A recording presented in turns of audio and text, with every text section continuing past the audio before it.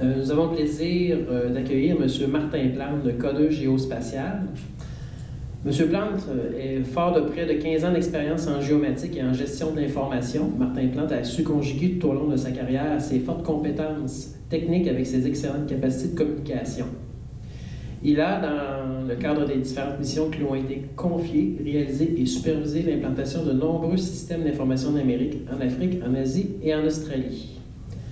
Constamment à la recherche de nouvelles idées et de solutions utiles et efficaces, Martin est un leader et un organisateur naturel, capable de réaliser une cohésion optimale entre les différents acteurs impliqués au sein d'un projet dans le but d'optimiser le rôle de chacun et d'assurer la réussite technique et humaine des mandats dont il a la charge. Alors, M. Plante, je vous laisse la parole.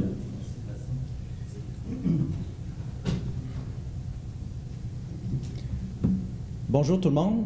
Donc, merci pour la présentation. Donc, Martin Plante, maîtrise en géomatique. J'ai navigué entre la géomatique et les systèmes d'information pendant plusieurs années. De retour plus en géomatique maintenant avec Codeux.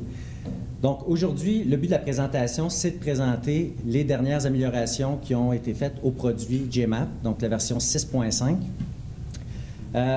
Avant de commencer, je suis le deuxième, fait que c'est encore pas si pire, c'est le troisième qui va avoir le fardeau de le refaire peut-être, mais qui connaît GMAP ou l'a déjà utilisé ici, juste pour que je sache, vu que, OK, c'est bon. Fait que je vais, j'ai une couple de slides, des fois un peu plus techniques, je veux juste m'assurer de pas perdre du monde ou ennuyer d'autres mondes. Donc, GMAP, qui est une plateforme d'intégration cartographique qui permet aux organisations principalement trois fonctionnalités, trois activités. Donc, de connecter différents systèmes, de consolider l'information, que ce soit de toutes sortes, que ce soit des données SIG, de l'imagerie, du RFID, des systèmes bases de données géospatiales, et de publier cette information-là pour une prise de décision en temps réel. Dès les débuts, la philosophie avec Codeux et GMAP, c'était de rendre des outils qui étaient plus techniques accessibles à des gens qui l'étaient moins, plus en position de décision. Donc, ils voulaient utiliser l'information, mais qui n'avaient pas nécessairement à être des géomaticiens. Ça fait 20 ans que la compagnie est sur pied et ça a été quelque chose qui a drivé le développement de l'application depuis les tout débuts. Juste en quelques chiffres,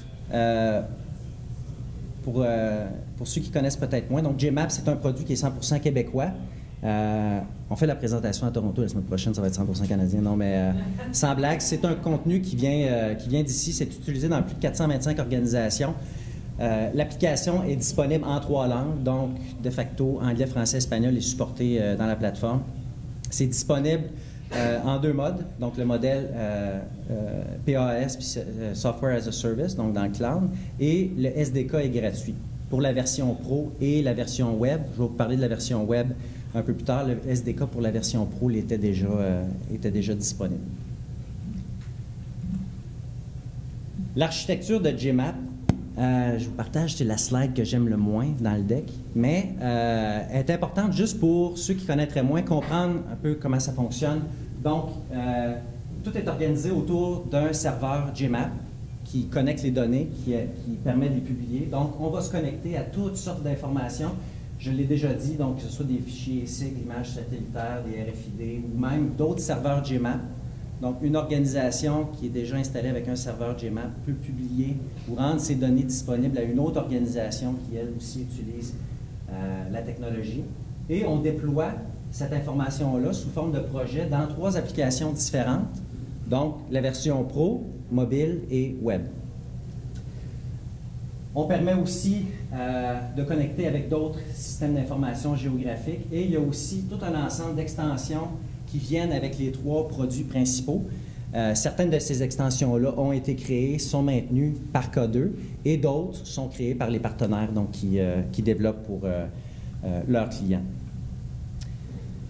Donc, j'ai déjà mentionné les 3 types d'applications, GMAP Pro, mobile et web. Donc, la Pro, version desktop, plus de fonctionnalités, souvent utilisée en intranet. Version mobile, qui est plus la version où qu'on va servir pour collecter de l'information sur le terrain par rapport à des rapports, par exemple des rapports d'inspection. Et la version web, c'est celle que je vais parler un peu plus longuement aujourd'hui parce que dans la version 5, c'est celle pour laquelle on a fait le plus de développement. Et juste pour dire que dans la version web, ben, on est passé d'un viewer, on pourrait dire, donc juste une capacité de présenter l'information en ligne, à maintenant l'intégration de plus de fonctionnalités. Donc, c'est ce que je vais vous présenter. Une des choses, je fais juste ouvrir la parenthèse, Benoît, as-tu déjà quitté la salle? Une des choses qui est supportée dans JMap, c'est les couches qui sont dynamiques. Donc, aujourd'hui, juste pour le fun, on a mon collègue Benoît Fortier, qui, je pense, a quitté la salle, il était front row tantôt. Donc, lui va utiliser son JMap mobile. Il va sortir dehors, il va aller faire un petit tour, fait qu'on devrait voir le téléphone bouger quand je vais ouvrir JMap Web, et il va créer aussi certains enregistrements. On va utiliser des passages à niveau aujourd'hui, donc il va se promener sur la rue en face de l'hôtel, puis il va créer certains de ces items-là, donc qui vont être synchronisés avec le serveur JMap, qui vont être disponibles sur ma version de web qui est connectée sur ce serveur-là. Peut-être pas besoin de le noter, mais mobile est évidemment disponible online, offline, selon les disponibilités de réseau. Ça se synchronise lorsque c'est de retour sur un réseau. Là, je n'ai pas regardé l'heure à laquelle j'ai commencé. Tu me donnes jusqu'à 11 heures? Non, pas vraiment. Non? Quelle heure? Jusqu'à 52. Jusqu'à 52. C'est bon. Fait que je vais juste quitter la présentation ici pour aller voir la vraie affaire. Je vais juste peut-être déplacer, je ne vois pas super bien mon écran.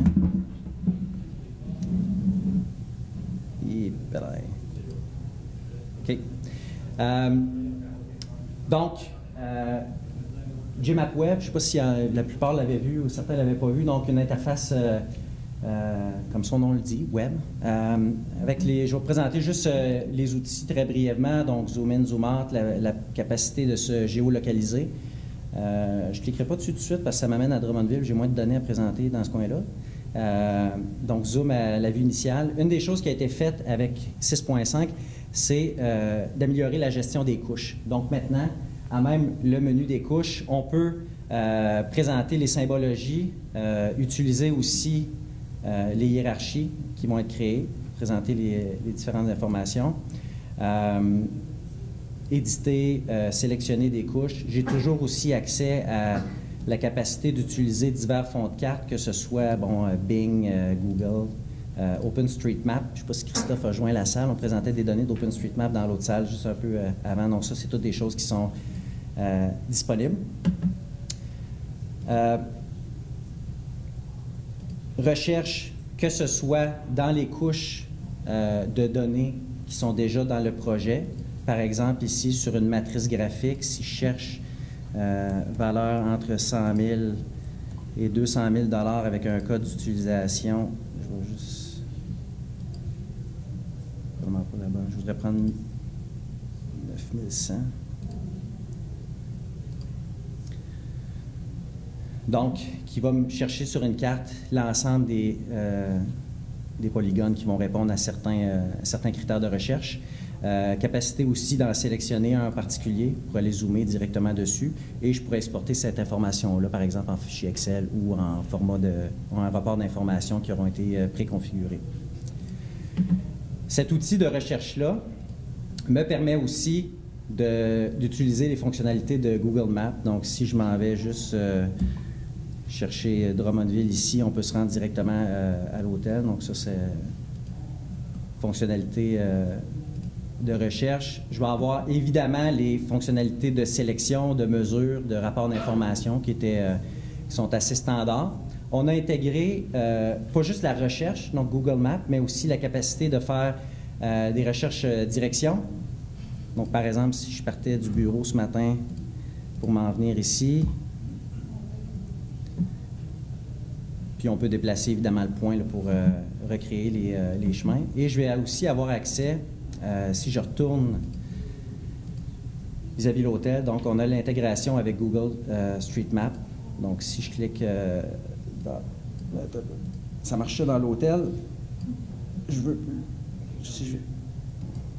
Voilà, on va aller à l'extérieur. C'était beau. Je ne sais pas si j'ai cliqué à un endroit, c'est peut-être juste le portique. Ah, voilà. Super. Donc, on pourrait être à l'intérieur de l'hôtel, à l'extérieur de l'hôtel.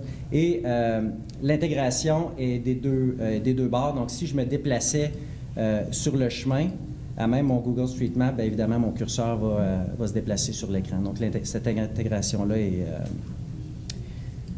on pourrait dire, complète. Si je vais ici juste ajouter une couche de mobile, donc, bon, on voit Benoît, qui est rendu... Finalement, il est parti en charge, Jacques, parce que, ouais, OK. Je m'attendais à juste un petit point en avant de la rue, mais là, ça commence à être un petit peu plus loin. Puis je vais juste allumer la couche des passages à niveau, donc ce qui va me permettre de voir, si je referme ça ici, puis je vais fermer Google Street Map, donc les points que lui est en train de créer présentement sur le terrain. Donc, il n'y avait pas de point de créer ce matin lorsqu'on est arrivé ici, mais lui, à mesure qu'il avance dehors, va nous créer des passages à niveau bidons, là, en attachant les photos. Donc, tout ça sur son iPhone, effectivement, il est en auto. Puis, il pleut encore, fait que tout est bon. Fait que ça fait le tour. Je vais le laisser, je vais dézoomer un petit peu. On va continuer de le voir bouger s'il ne va pas trop loin. Il ne savait pas que ça finissait à 52, lui. Deux derniers outils que je veux présenter dans la version web, donc la capacité de faire des annotations à même la carte, donc à main levée, c'est sûr que c'est du dessin, j'ai besoin d'envoyer de l'information à quelqu'un, et une impression, donc permet de mettre titre de la carte, sous-titre, d'utiliser le format de papier que je veux, l'orientation, j'ai mes échelles, Rose des Vents, la date, et d'exporter directement un PDF. Donc, ça, c'est rendu disponible dans la version web. Plein écran, overview, sur des petites fonctionnalités là, qui existaient, je crois, déjà. Je vais revenir à ma présentation. C'est pas super, on va même avoir le temps des questions. Donc, une autre grosse amélioration, je vais bouger maintenant d'application après avoir vu Web. Donc, dans Gmap Admin, une des choses qui avait été demandée depuis un bon moment, c'est la capacité de gérer les administrateurs du système. Donc, avant, on avait juste des administrateurs de Gmap dans Gmap Admin. Maintenant, avec la version 6.5, on a des super administrateurs, on peut dire, puis des gestionnaires de projets ou des plus petits administrateurs. Donc, capacité pour une organisation d'avoir une installation d'un serveur et de gérer divers projets, de donner des privilèges à certaines personnes, que ce soit des arrondissements, des départements qui vont pouvoir créer leurs choses, avoir accès à leurs données, à leurs projets, à leurs extensions. Donc, pour ce que je montre ici en bas à droite, donc, on a des super administrateurs. J'ai fait une copie d'écran sur cela pour ne pas me promener entre les applications, mais pour un utilisateur donné. Donc, vous voyez maintenant la capacité de créer certains, que ce soit des gabarits, des déploiements, des connexions. Donc, on peut aller dans une gestion plus fine de Gmap.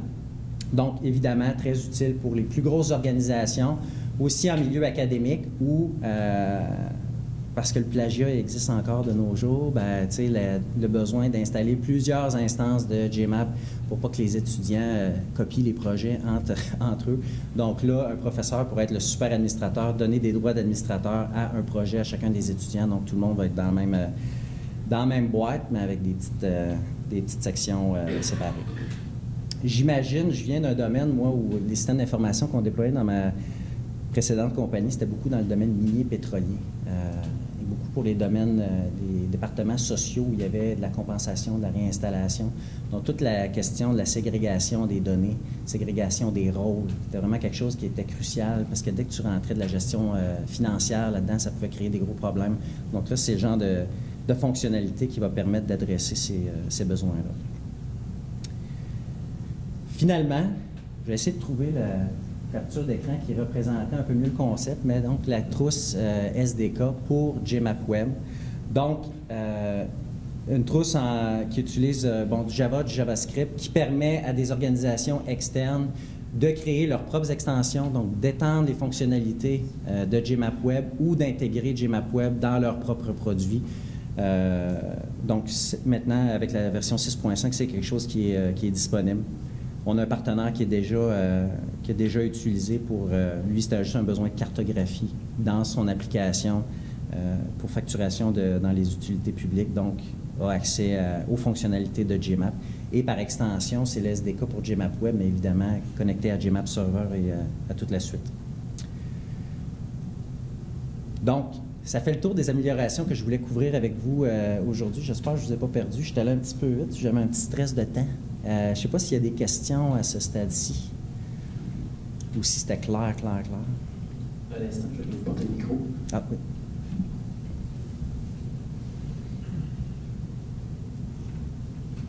Pour GMAP mobile, est-ce que vous pouvez montrer un peu plus de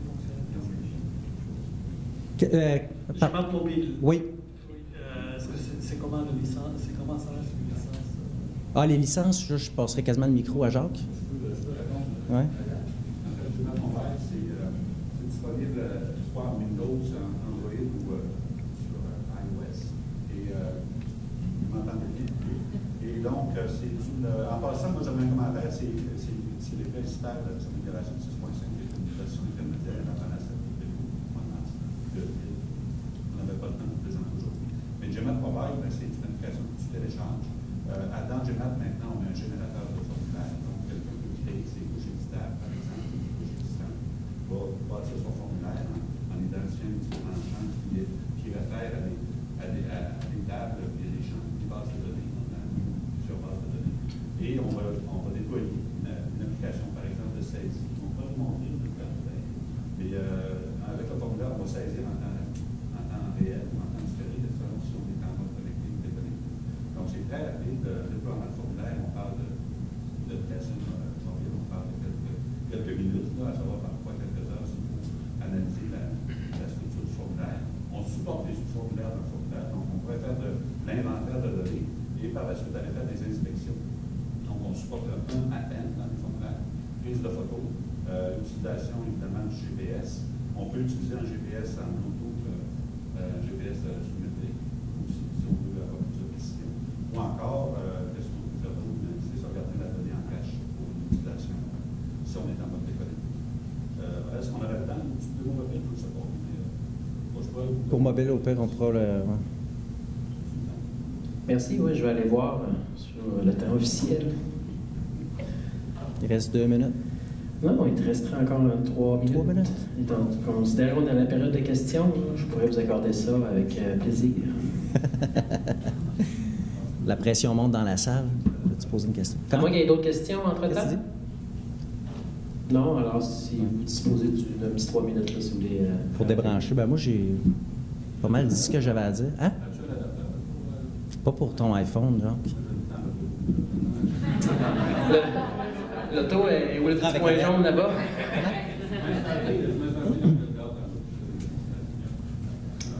Donc, je comprends qu'on mettrait fin à votre présentation, messieurs.